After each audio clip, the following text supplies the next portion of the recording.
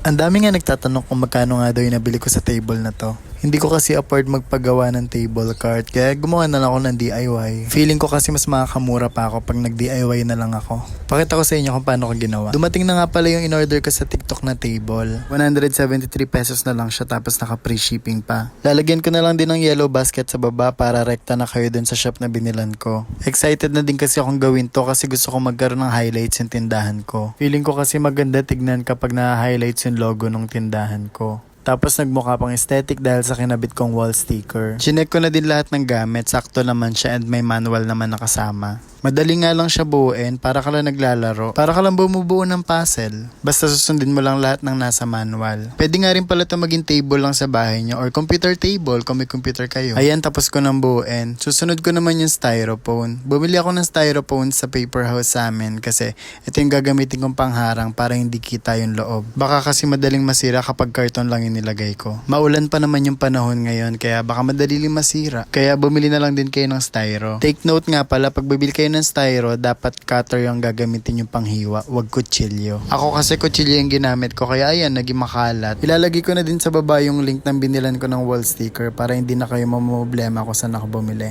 Ito na pala yung final result nung ginawa kong lamesa. Hindi ko na na-videohan kung paano ko dinikit yung wall sticker pero madali lang naman siya. Tapos lalagyan mo lang ng logos. Kaya kung may small business ka, try mo din ito. Ayun lang, thank you for watching.